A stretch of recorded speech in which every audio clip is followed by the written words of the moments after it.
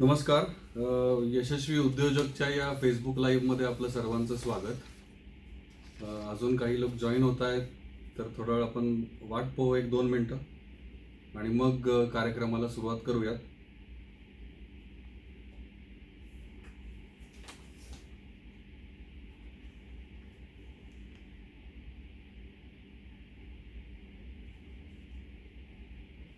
प्रथम मी थोडं माझ्याबद्दल सांगतो. माझं नाव अभिषेक खरोसेकर.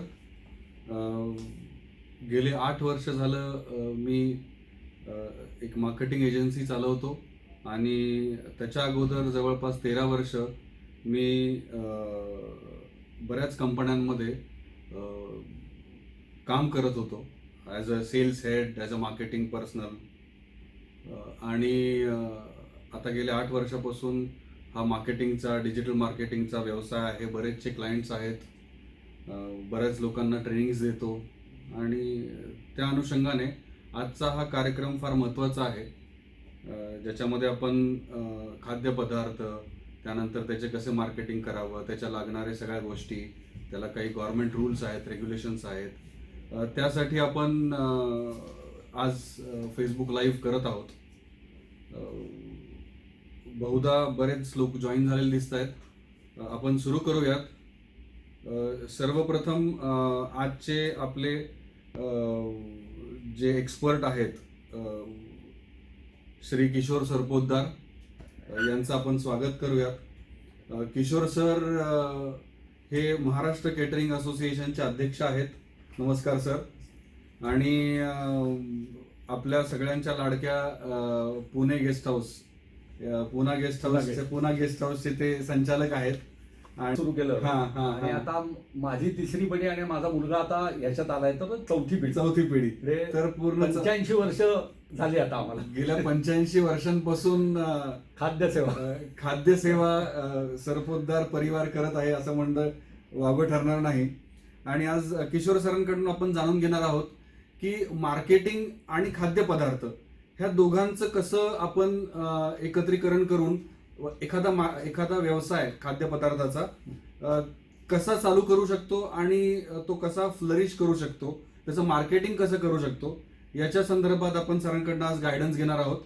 सर, सर्वप्रथम मला तुम्ही सांगा, खाद्यपदार्थाचा व्यवसाय जर सुरू करायचा असेल एखाद्याला, तर त्याने तो कसा करावा आणि त्याचं बेसिक मार्केटिंग कसं करावं? बरोबर आहे. मला असं सांगावं असं वाटतंय की कुठल्याही वेळेला आपल्या मनुष्याला लागणाऱ्या ज्या 3 गोष्टी आहेत आवश्यक, मूलभूत गरजा आपण ज्याला म्हणतो, अन्न, वस्त्र आणि निवारा, त्याच्यात अजून एक ऍड झालेली यावेळची गोष्ट म्हणजे इंटरनेट. तर ह्या 4 मूलभूत गरजा सध्या निर्माण झालेल्या आहेत. सुरुवातीला आपण अगदी सिम्प्लिसिटीमध्ये आपण याची उकल करूयात की खाद्यपदार्थ व्यवसायामध्ये आपल्याला उत्सुकता आहे, तर एकतर याला पॅशन असावे लागते, स्वतःला आवड असावी लागते. हा म्हणावा तितका सोपा आहे आणि नाही आहे सुद्धा. सुरुवातीला आपण काय करायचं, तर आपल्याकडे कुठलं प्रॉडक्ट आपल्याला व्यवसाय करायचा आहे, तर त्याच्यासाठी आपल्याला कस्टमर पहिलं शोधायला पाहिजे की आपण ज्या परिसरात राहतो त्या परिसरात कुठला वर्ग राहतोय, टार्गेट ऑडियन्स. कारण जे प्रॉडक्ट एखाद्या विभागात जास्त चालतं ते दुसऱ्या विभागात चालतं असं नाहीये.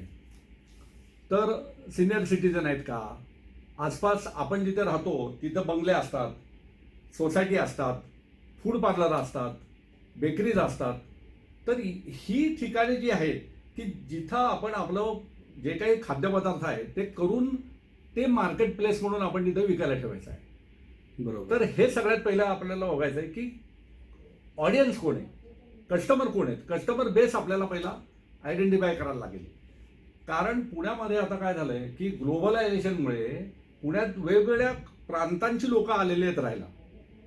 साऊथ इंडियन असतील, वेगवेगळ्या गावातले असतात, खानदेशातल्यापासून मराठवाड्यापासून सगळे इथं आलेले आहेत राहायला. आणि या सगळ्यांच्या जर का आपण गरजा लक्षात घेतल्या तर आपल्याला त्याच्यात उत्तर मिळतं की आपल्याला हे पदार्थ जास्त राहू शकतात. आता अजून एक त्याच्यात असं आहे की पहिला म्हणजे आपल्याला काय करायचं आहे की व्यवसाय सुरू करताना अत्यावश्यक काय आहे, तर गव्हर्नमेंटचे रूल्स अँड रेग्युलेशन्स म्हणजे लायसन्सेस. बरोबर बरोबर. याला अगदी सोपं आहे. याला एक शॉप ॲक्टला तुमचे रजिस्ट्रेशन लागतं, त्याच्यानंतर फूड लायसन्स लागतं आणि फायरची NOC लागते जर का तुम्ही एस्टॅब्लिशमेंट मोठी करत असाल तर. आता त्यात सोपं काय आहे की ज्यांचा टर्नओव्हर 12 लाखाच्या आत आहे त्यांना FDAचं लायसन्स किंवा फूड लायसन्स जे आहे त्याला फार काही क्लिष्टता नाहीये. बर बर. त्यामुळे आणि सोसायट्यांना सुद्धा कॉर्पोरेशननी आता कंपल्सरी केलंय की कुठल्याही सोसायटी किंवा अपार्टमेंटमध्ये तुम्ही घरगुती व्यवसाय चालू करू शकता. अरे वा, खूप छान. खूप आपण जे करतोय हे सुरुवातीला आपण छोट्यातून निर्माण करतोय, आपल्याला मोठं व्हायचंच आहे. बरोबर. तर सुरुवातीला आपल्याला समजा आपण कस्टमर आयडेंटिफाय केला, आता आपल्याला खाद्यपदार्थ कुठले विकायचे, तर तोही सर्वे आपण असा घ्यायचा की एकतर आपल्याला लायसन्सेस पाहिजेत, तेही आपल्याला लगेच मिळू शकतात. आता कोणते पदार्थ ते बघताना मी एक मानवी यंत्र असा शब्द वापरतो. बर. कारण बाकीच्या व्यवसायांमध्ये, फॅब्रिकेशनमध्ये, कुठल्याही व्यवसायामध्ये यंत्र लागतात, त्याच्या थ्रू प्रोडक्शन होत असतं. प्रोडक्शन होतं. ह्या व्यवसायामध्ये मुख्यतः मानवी यंत्र म्हणू की जे स्वतः आपण जे काही करू शकतोय किंवा आपल्या कुटुंबातली व्यक्ती एखादी काय चांगले पदार्थ करू शकते त्याला आपण पहिलं प्रॉमिनन्स देऊया. त्याच्यानंतर जे कुटुंबातले इतर जे आहेत त्यांना विचारू तुम्हाला काय मदत करायची आहे, हा व्यवसाय आम्ही सुरू करतो, काय मदत करणार आहे. तर त्याला काही येत नाहीये पण तो मार्केटिंग करू शकतो, तो किराणा माल रॉ मटेरियल आणून देऊ शकतो, इतर बरेच गोष्टी येत असतात. हे प्रत्येकजण ते आपल्याला वाटून घेता येतील. म्हणजे घरीच तो व्यवसाय व्यवस्थितपणे आपल्याला उभा करता येतो, फाउंडेशन उभं करता येतो. ते झाल्यानंतर मी मगाशी म्हटलं तसं पदार्थ ठरवला. आता ह्या सगळ्या आत्ताची परिस्थिती आपण जी बघितली कोविडच्या ह्याच्यातली की तुम्हाला कुठेही जाता येत नाही पर्सनली, मग आपल्याला आपली बलस्थानं ओळखायला पाहिजेत. ती म्हणजे काय की आपलं फ्रेंड सर्कल, आपले नातेवाईक, आपले जे काही व्हॉट्सअप ग्रुप आहेत, बरोबर, आपले फेसबुकमध्ये काही मित्र असतात, बरोबर. तर ही सगळी रिलेशन्स ही आपल्याला इकट्ठा करायची आहेत. पदार्थ ठरला, हां याच्यामध्ये आता हा पदार्थ ठरल्यानंतर आपल्याला अजून काही काळजी घ्यायची आहे की त्याची चव, तो कसा दिसतो, ॲपिरन्स, आणि हे आपण करत असताना त्याचं सातत्य. म्हणजे हा पदार्थ जेव्हा लोकांपर्यंत जाईल, समजा एक उदाहरणार्थ पुरणपोळी आहे, ती किती ग्रॅमची आहे, साधी पोळी आहे किती ग्रॅमची आहे, त्याचा डायमीटर किती आहे, त्याच्यातले इन्ग्रेडियंट्स आपल्याकडे लिहिलेले पाहिजेत की ह्या प्रमाणात आपण वापरतोय. म्हणजे त्याचं सातत्य टेस्टमधलं आणि ॲपिअरन्समधलं राहायला पाहिजे.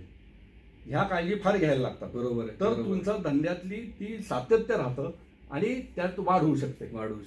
हा एक प्रकार. आता हे देताना परत दुसरं काय आलं की हे तयार तर केलं आपण, पण मग त्याला पॅकेजिंग काय, मग ते पॅकेजिंगला आणि इतर बऱ्याच गोष्टींसाठी मी तर रिकमेंड करीन की दे आसरा आहेच. दे आसरा म्हणून आपलं जे फाउंडेशन आहे ते यासाठी खूप मदत करतं. पॅकेजिंगमध्ये काय काय प्रकार आहेत, किती सिम्प्लिसिटी आहे. बरोबर आहे. आता पोळ्या आहेत, तुम्ही फॉईल पेपर मिळतो, फॉईल पेपरमध्ये रॅप करून देऊ शकता.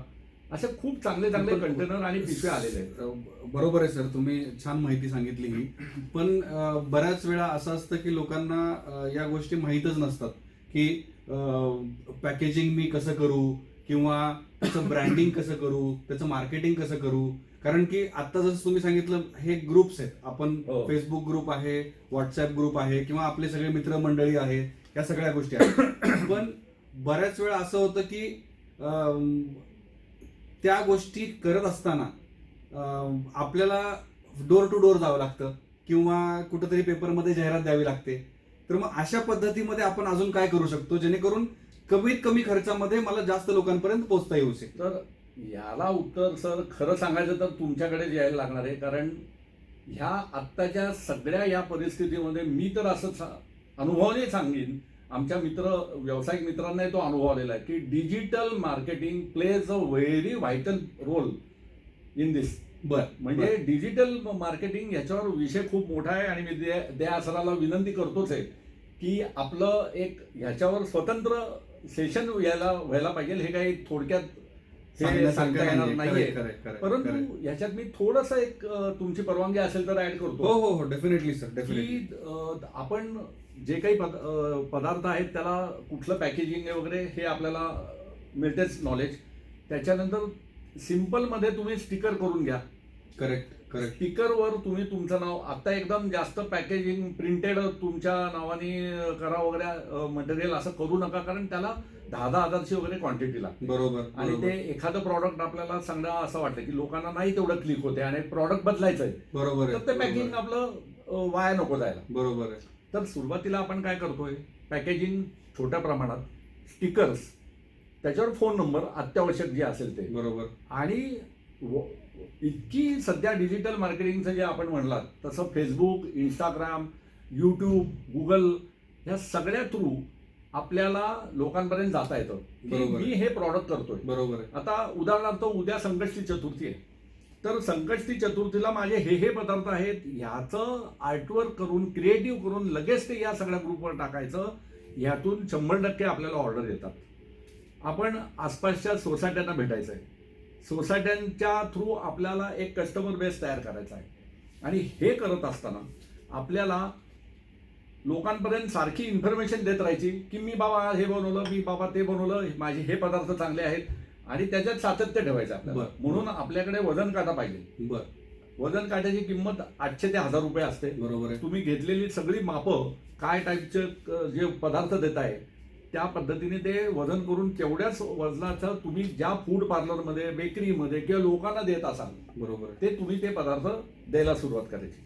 आणि मग त्या लोकांचा फॉलोअप घ्यायचा. आणि लोकांच्या सारख्या समोर म्हणजे रिलेशनशिप्स ह्या याच्यात कस्टमर रिलेशनशिप ही फार महत्वाची आहे. फार महत्वाची आहे की सतत फॉलोअप घ्यायचा. आज मी सकाळी तुम्हाला अमुक पाठवलंय, आवडलंय का, त्याचा फीडबॅक लगेच रात्री घ्या, दुसऱ्या दिवशी घ्या. लोकांना सुद्धा ते बरं वाटतं. आणि हे सगळं करताना कॉम्पिटिटिव्ह प्राइस अत्यंत आपण समजायचं की आपल्याला स्वतःला विकत घ्यायचंय, आपण योग्य दरामध्ये लोकांपर्यंत पोहोचायचंय, तर लोकांनाही ते अफोर्डेबल वाटतं आणि रोज रोज तुमच्याकडे घ्यायलाही ते तयार होतील. त्यामुळे हे करायला हरकत नाहीये. आणि अजून एक सुचवतो की महिला उद्योजिका ज्या आहेत त्यांच्यासाठी काही प्लॅटफॉर्म फेसबुकवर आहेत. एक पुला लेडीज म्हणून प्लॅटफॉर्म आहे. या पुला लेडीजवर बुधवार आणि रविवार तुम्ही त्यांचं मार्केटिंग करू शकता, सगळं फ्री ऑफ चार्ज. त्याच्यावर तुम्ही फक्त एक टाका की मी हे करते. ते फक्त लेडीज प्लॅटफॉर्म आहे. त्यामुळे मिस्टर जरी करत असले तरी त्याची बायको टाकू शकते की आम्ही हे करतो. आणि ते प्रचंड 4-5 लाखाचे व्ह्युअर्स आहेत, त्यांचे मेंबर्स आहेत. बरोबर. त्यामुळे त्याने 100% तुम्हाला एन्क्वायरी जनरेट वाढू शकते. तर ते एक आहे. आणि इंस्टाग्राम किंवा बाकीच्या ज्या काही गोष्टी आहेत, पुणे इट आउट म्हणून एक प्लॅटफॉर्म आहे. बरोबर आहे. ते सुद्धा या चांगल्या प्रकारची खूप दखल घेतात. आणि ते त्यांचा सुद्धा प्रचंड कस्टमर बेस आहे किंवा व्हिजिटर्स आहेत, त्यांचे मेंबर्स आहेत. आणि ते चांगल्या पदार्थांचं नेहमी ॲप्रिशिएशन करत असतात. ते आपल्याला खूप चांगलं उपयोगी पडेल. आणि हां, आपण त्या विषयाकडे जाण्यापूर्वी मला एक छोटासा प्रश्न असा आहे की जो सर्वांना असेल कदाचित, की एखादी स्त्री किंवा एखादा कुटुंब जर घरामध्ये इडलीचा व्यवसाय करतात, घरगुती इडल्या, त्यानंतर घरगुती पुरणपोळ्या वगैरे, तर या सगळ्या गोष्टींमुळे त्यातनं प्रॉफिट तर होईल, निश्चित थोडं प्रॉफिट होईल, पण ते पूर्ण कुटुंब चालेल का? हां, याच्यासाठी एक नवीन योजना मी सुचवतो की ज्याला हल्ली कोलॅबोरेशन म्हणतो आपण, की वेगळ्या कंपन्यांचं कोलॅबोरेशन आजकाल होत असतं. तर ते कोलॅबोरेशन कसं की आपण जे कोणी हा व्यवसाय करतोय, तर चांगल्या वेल नोन प्रॉडक्ट जे असतं बाजारातलं, तर त्या प्रॉडक्टच्या लोकांना भेटून त्यांची पदार्थ आपण विकायला घ्यायचे. उदाहरणार्थ एका प्रतिथयश बेकरीचे पदार्थ आपल्या एका सहयोगी मित्रांनी घेतले होते आणि त्यांनी या संपूर्ण काळात जवळजवळ 250 लोकांना रोज ते फ्रेश बेकरीचे पदार्थ तो त्यांना नेऊन पोहोचवतो. ते पोहोचवल्यानंतर बरं, आता जेव्हा रेग्युलराइज झालं आणि दुकानांमध्ये तेच पदार्थ त्याच बेकरीचे मिळायला लागले, पण कस्टमर म्हटलं नाही, तुम्ही आणताय ना, तुम्ही जास्त फ्रेश आणताय. एक सायकोलॉजी आणि जो कस्टमर बेस तयार केलाय, ते झाल्यानंतर त्याला कॉन्फिडन्स झालं की 250 लोक रोज रात्री आपल्याला संध्याकाळी रात्री आपल्याला ऑर्डर नोंदवतात, आपण दुसऱ्या दिवशी घेऊन जातो. मग एका कारणासाठी जातोच आहे, मग माझ्या घरी मी अमुक बनवतोय, तोही पदार्थ मी याच्यावर द्यायला देऊ सुरुवात शकतो करतो. आणि ह्याच्यामुळे काय होतंय की एक नाही तर एक, आणि लोकांना चॉईस मिळतो. थोडक्यात तुम्हाला सांगतो की आत्ता जे मोठमोठ्या ज्या कंपन्या आहेत, म्हणजे आपण की ज्याच्या थ्रू आपण कुठली वस्तू मागवतो, अशा काही एजन्सी सुद्धा आहेत की ज्या एजन्सी थ्रू आपण त्यांना म्हटलं ना की मला बाबा इथलं चप्पल हवी आहे, बर, तर तो स्वतः पैसे देतो, ती चप्पल खरेदी करतो आणि आपल्याला आणून देतो. तर अशाही याच्या कंपन्या आहेत, कुरिअर एजन्सीज आहेत. आपल्याला ह्या कुरिअर एजन्सीचं अतिशय उपयोगी ठरतात. त्या अशा बऱ्याचशा कुरिअर एजन्सीज आहेत पुण्यामध्ये लोकली की जे आता सध्या ह्या व्यवसायाला पूरक आहेत आणि त्यांनाही व्यवसाय मिळतोय. आणि कुठलंही तुमचं प्रॉडक्ट, म्हणजे तुम्ही म्हणता आपल्या हे एक लहान स्वयंपाकघर आहे पण तिथलं प्रॉडक्ट चांगलं असेल तर ते कुरिअर एजंट पुण्यातल्या 20 किलोमीटरमध्ये न्यायला तयार असतो आणि अक्षरशः 50 ते 60 रुपयात असतं. किलोमीटरला साधारण 8 ते 10 रुपये ते चार्ज करतात. छान. म्हणजे बेसिकली कोलॅबोरेशन मार्केटिंग हा एक नवीन पर्याय सरांनी आज आपल्याला सुचवला, आणि जेणेकरून आपल्याला एकमेकांचे प्रोडक्ट्स एकमेकांकडून घेऊन ते विकता पण येऊ शकतात, त्याच्याबद्दल प्रॉफिट पण घेता येतं. आणि जेणेकरून स्वतःचा व्यवसाय जे हे करतायत लोक, छोटी मंडळी, ती लोक त्याचा प्रसार चांगला होऊ शकेल. मला असं एक सुचवायचं आहे की आपला समजा 1, 2, 3 पदार्थ घेऊन आपण सुरुवात केली, बरोबर आहे. ती सुरुवात केल्यानंतर आपण आपल्या भारतामध्ये, आपला भारत हा सणांचा देश आहे, सतत सण होत असतात आपल्या इथे. तर कॅलेंडर बघायचं, त्या कॅलेंडरमध्ये आपण सण कुठले कुठले आहेत, या महिन्यात काय आहे, या आठवड्यात काय आहे, त्या पद्धतीने आपण जर का आपले पदार्थ अजून वेगळ्या पद्धतीने देऊ शकलो, आपण त्या सणाला साजेसे पदार्थ तयार केले आणि परत ते आपलं मार्केटिंग थ्रू, बरोबर, हे सगळं फ्री आहे. सोशल मीडिया फ्रीच आहे. Social media free. तुम्ही लोकांना लगेच फोन करा, सोशल मीडियावर टाका की चला आज तुमच्यासाठी आता आम्ही हा पदार्थ आणतो. यावेळेस आता श्रावण सुरू होतोय, श्रावणामध्ये कांदा लसूण शिवाय मी अमुक मेनू देतोय बाबा, उपासाचे एवढे पदार्थ देतोय. लोक इतके चोखंदळ खवय्ये आहेत आपल्याकडे की त्यांना ठीक आहे, त्यांना चॉईस हवा असतो आणि असा चॉईस आपण देऊ शकलो तर 100% ते आपल्याला ऑर्डर देतच राहतात. म्हणजे कॅलेंडर आणि हे सगळं बघून आपल्याला ते वाढवता येतो आपल्याला व्यवसाय. आणि अजून एक मला सुचवायचं वाटतं की एक आपल्या सगळ्यांना शेअर करतो गोष्ट की सध्याच्या काळामध्ये तुम्हाला जेवढे इंटरनॅशनल ब्रँड माहिती आहेत, या ब्रँडमध्ये, या इंटरनॅशनल ब्रँडमध्ये ते काय करतात की त्यांना कुठलं तरी एका किचनची गरज पडते आणि त्याच्यातला सध्याच्या प्रचलित आणि खूप पॉप्युलर वर्ड काय तर क्लाउड किचन. क्लाउड किचन किंवा सॅटेलाइट किचन ही सध्याची टॉपमोस्ट रिक्वायरमेंट आहे आता.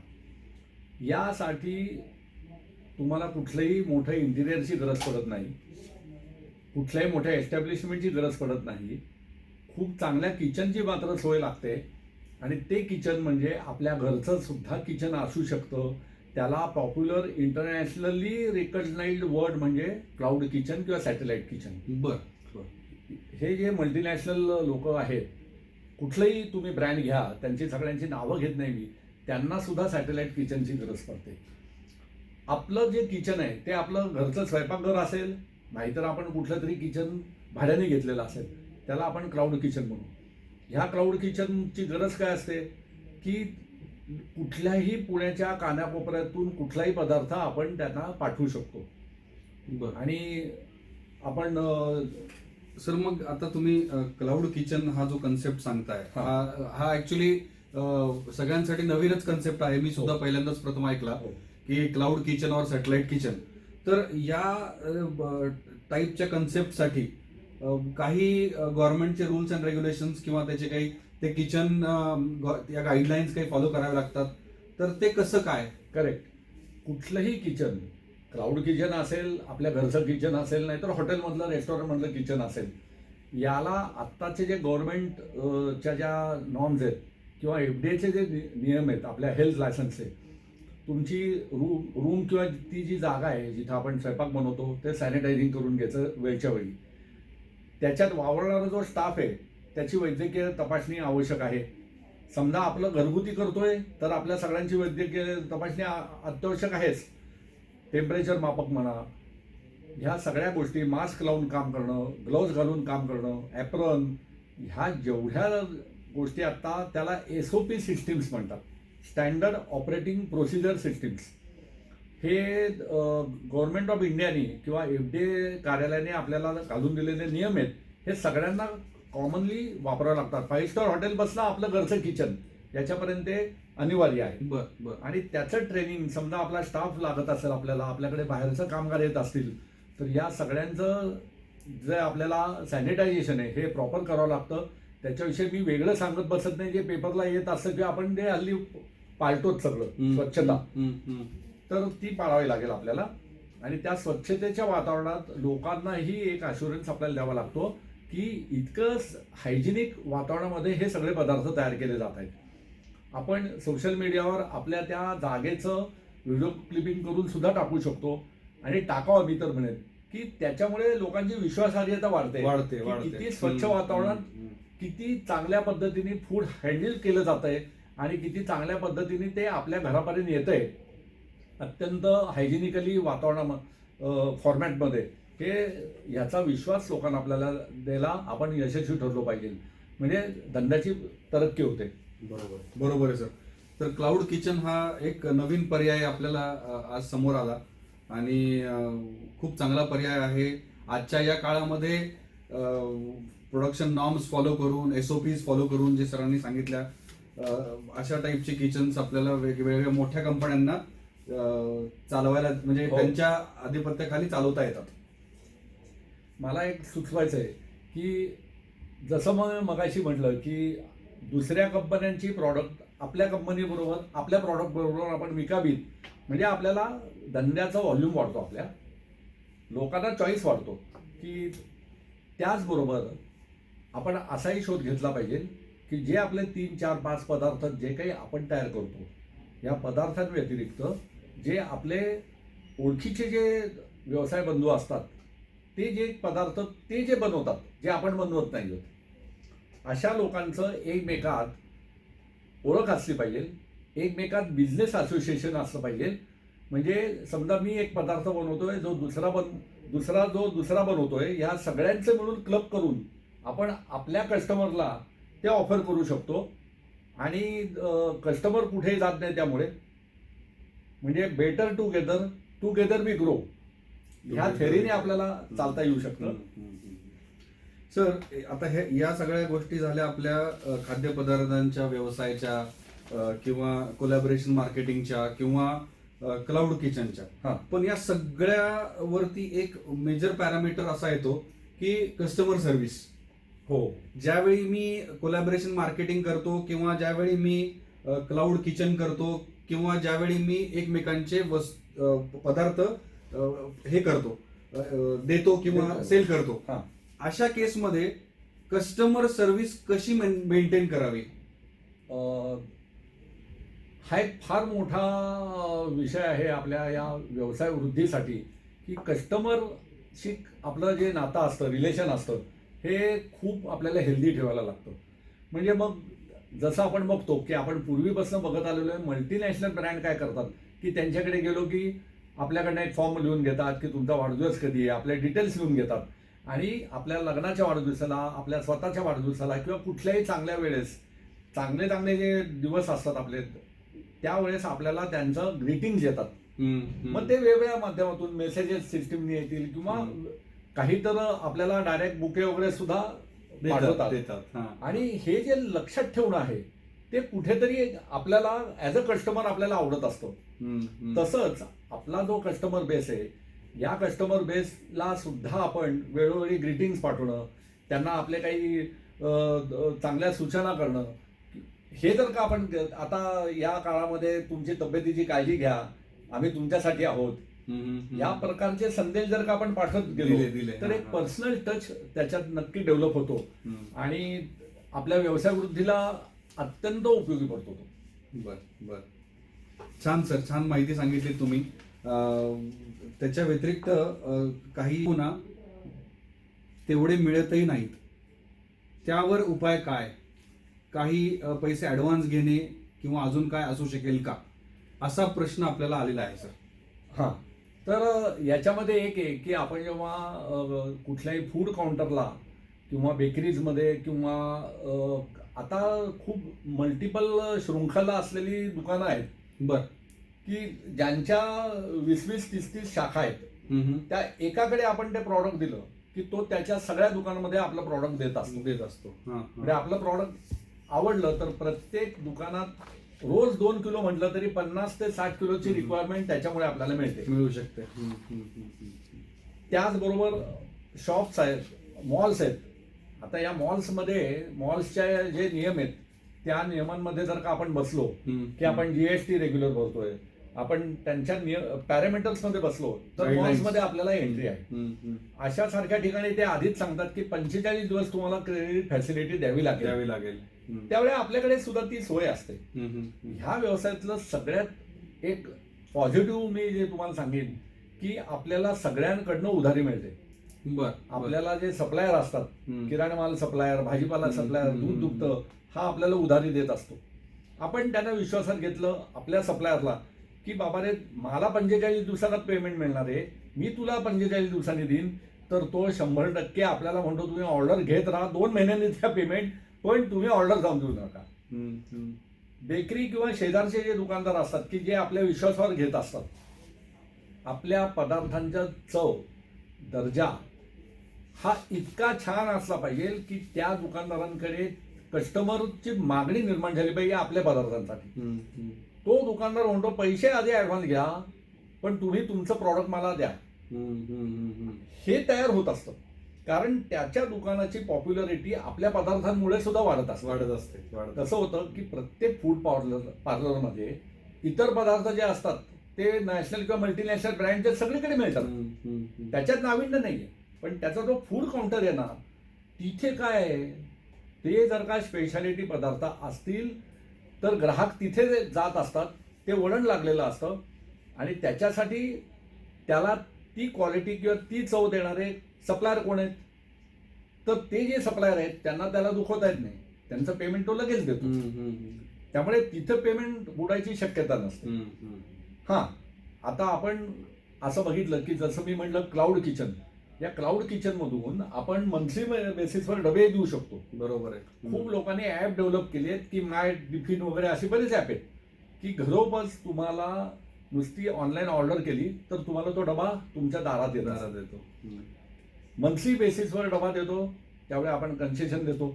ते सर्व पैसे आपण इन ऍडव्हान्स घेतलेले असतात, त्यामुळे पैसे बुडायची काही काळजीच नसते. तर बरोबर आहे सर. अजून एक प्रश्न इथे आलेला आहे की सर, तुम्ही आम्हाला सांगितलेलं आहे की पोळीचा किंवा याचा व्यवसाय कसा करावा. आमचा पोळीचा आणि पुरणपोळीचा व्यवसाय आहे, तर आपण तो कसा वाढवू शकू. हां, ह्याच्यावर मला असं सांगायचं आहे की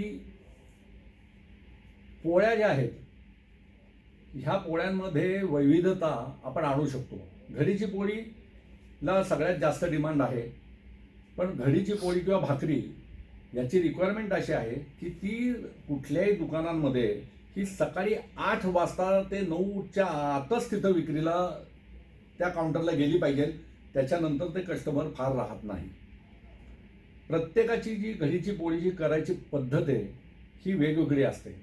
समजा आपण डेव्हलप केलं की लोकवान गहू आणि सिहोर किंवा सोयाबीन असे काही प्रमाण फिक्स केलं आपण, तर अत्यंत मऊ लुसलुशीत पोळी होते. हे प्रमाण ज्याची त्याची खासियत असते. लाटणं ही खासियत आहे. आता आपण जसं म्हटलात की तुम्हाला धंदा वाढवायचा आहे पोळीचा, त्याला काय होतं की जे मोठ्या प्रमाणात केटरर्स किंवा IT प्रोफेशनल्स कॉर्पोरेट लेवलला ज्यांची जेवणं जातात त्यांना या पोळ्या लागतात. पण रोज घेत असल्यामुळे त्यांची कॉस्ट ते अत्यंत रास्त दरामध्ये ते द्याव्या लागतात त्यांना. आणि ती कॉस्ट जर का आपल्याला कोपअप करायची असेल तर आपल्याला मजुरीवर करणं हे परवडत नाही. त्याच्यावर मशीन मेड पोळी हे होऊ शकतं, पण मशीन मेड पोळी अजून सक्सेसफुल झालेली नाहीये. फ्रोझन पोळी सक्सेसफुल आहे. बर बर. आणि मशीन मेड पोळी ती करत असताना एक करता येतं की पोळी झाल्यानंतर एकतर व्हॅक्यूम त्यातून म्हणजे व्हॅक्यूम टाईट ज्याला आपण म्हणू त्यातून ऑक्सिजन काढून घ्यावा लागतो. एअरटाईट. ऑक्सिजन नसेल तर ती पोळी खराब होत नाही. नायट्रोजन फ्लशिंग करतात त्याला, आणि ती यंत्रणा जरा महाग असते. आणि मग ती महाग यंत्रणा घ्यायची असेल तर डेली कमीत कमी 5,000 ते 7,000 पोळ्या तुमच्या खपल्याच पाहिजेत. बर. आणि त्याला साधारण 2,000 स्क्वेअर फूट जागा लागते, आणि ते प्रोजेक्ट करता येतं. आणि दे आसराकडे आपण जर काय अप्रोच झालो अशा डेव्हलपमेंटसाठी, डेफिनेटली दे आसरा मदत करू शकेल अशा सगळ्या व्यावसायिकांना. 100%. बरोबर आहे. सर, शेवटचा प्रश्न घेऊयात. मला इथं अजून एक प्रश्न दिसतोय. आमचा व्यवसाय घरगुतीच आहे. साऊथ इंडियन आम्ही इडल्या आणि आप्पे बनवतो, पण स्विगी किंवा बाकीचे डिलिव्हरी ॲप्स यांना असं म्हणणं आहे यांचं की स्विगी आणि झोमॅटोवरती ते स्वीकारत नाहीत. असं काही आहे का? आणि असं असेल तर आम्ही काय करावं? नाही, याचं कारण असं आहे की स्विगी आणि झोमॅटो सारख्या ज्या सर्व्हिस ॲग्रिगेटर कंपनीज आहेत, तर ह्यांचं कमिशन 28 ते 30% पर्यंत घेतात. आणि ते घेऊ शकतात, तुम्ही त्यांचे मेंबर होऊ शकता. ते त्यांच्याही कॅटलॉगवर तुमचं नाव जातं, त्यांच्या ॲपवर जातं, आणि तुम्हाला ऑर्डर मिळू शकतात त्यात. पण त्याला पर्याय आता सध्या आम्ही शोधलेला आहे. एक तर आपण स्वतः सुमोटो स्वतःची डिलिव्हरी सिस्टीम तयार करायची. बर बर. आपणच आपलं. बर. सेकंड, जर का आपल्याला व्यवसाय वाढत असेल, पुण्याच्या 20 किलोमीटरपर्यंत जाणाऱ्या काही सर्व्हिस ॲग्रिगेटर कंपन्या आम्ही तयार केलेल्या आहेत. बर. उदाहरणार्थ पाळंदे कुरिअर म्हणून जे पुण्यातले आहे, त्यांनी आता आम्हाला इतकं सहकार्य दिलेलं आहे की ते आपली ऑर्डर 20 किलोमीटर, स्विगी झोमॅटो हे फक्त 5 किलोमीटर पर्यंत जातं. बर बर. पण पाळंदे कुरिअर ही 20 किलोमीटर पर्यंत सेवा आपल्याला देत असते. आणि कुठल्याही लेवलला ही लोक आपल्याला, या कुरिअर कंपन्या आता यायला लागल्यात आणि सहकार्य करायला तयार आहेत. बर बर. त्यामुळे आपलं प्रॉडक्ट हे कुठल्याही कानाकोपऱ्यात चांगलं असेल आणि लोकांनी डिमांड केलं तर आपल्याला पाठवायची आता सोय आहे. त्या बाबतीत खूप आपण आता सध्या लकी होतो. बर बर बर. तर आपण आता सर, तुम्ही तुमचा खूप मोलाचा वेळ आम्हाला दिलात.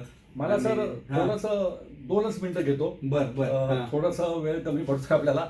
मी थोडक्यात सगळ्यांसाठी एक माहिती देऊ इच्छितो बर की कुठल्या कुठल्या प्रकारचे पदार्थ आपण देऊ शकतो, याची थोडक्यात झलक मी दाखवतो. नक्कीच नक्कीच. तर आपण वेगवेगळ्या प्रकारच्या बिर्याणीज देऊ शकतो, पराठाच देऊ शकतो. बर.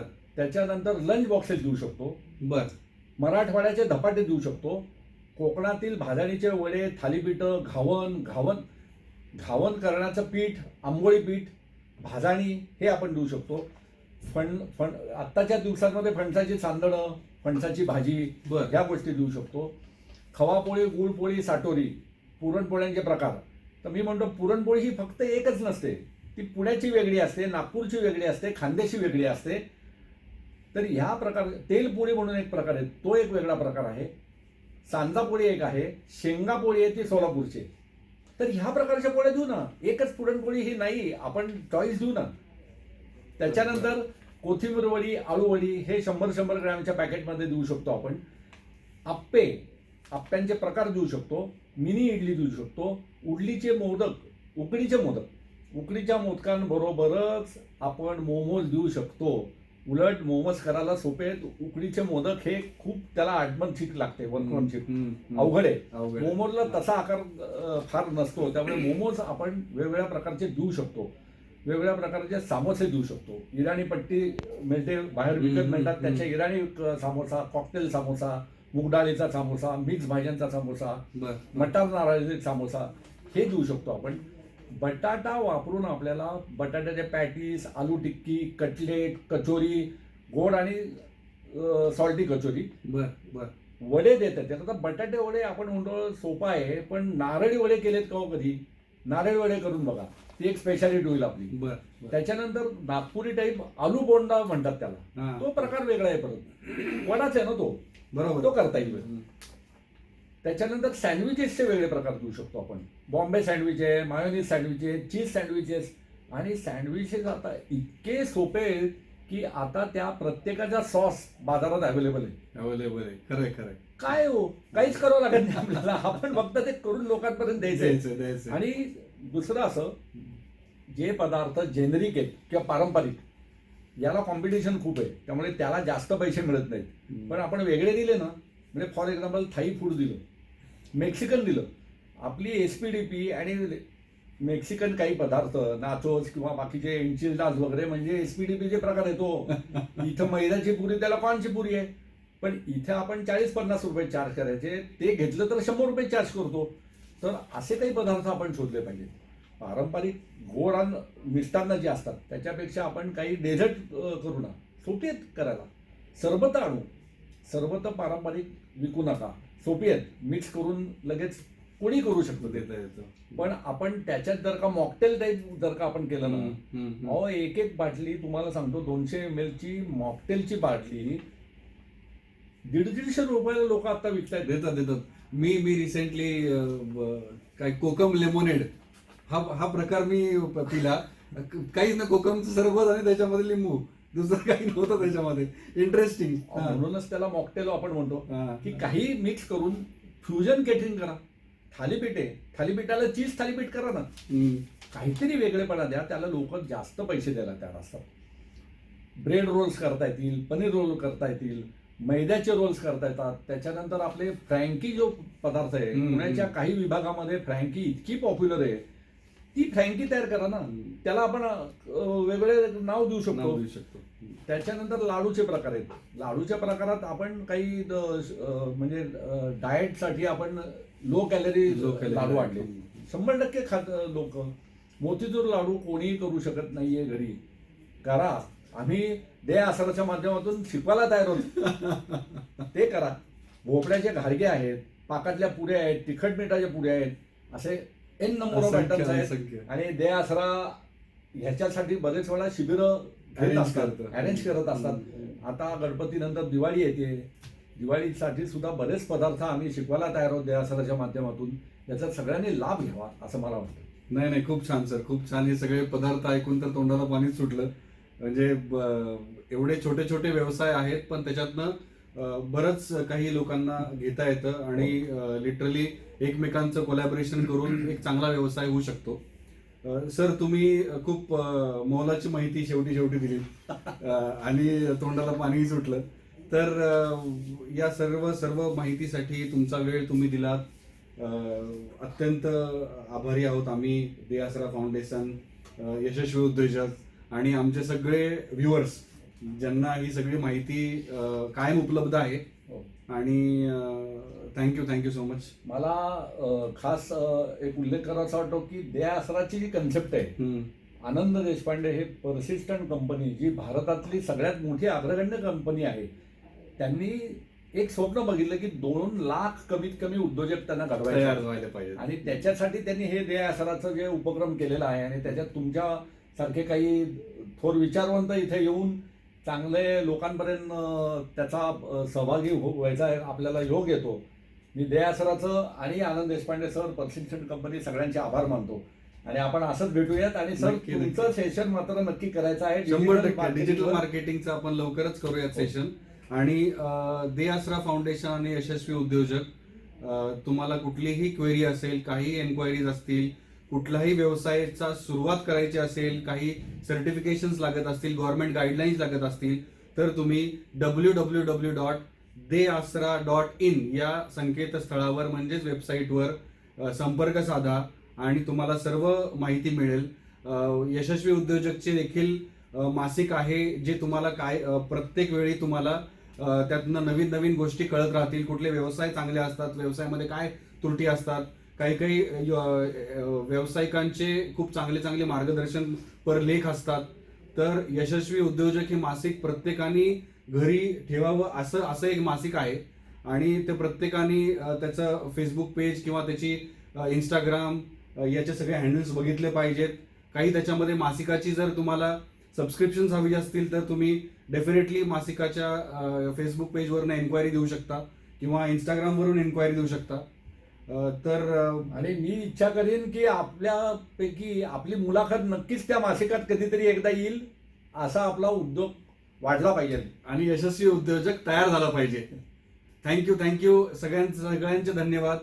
आणि यशस्वी उद्योजक दे आसरा किशोर सर, माझ्यातर्फे सगळ्यांचे आभार. थँक्यू.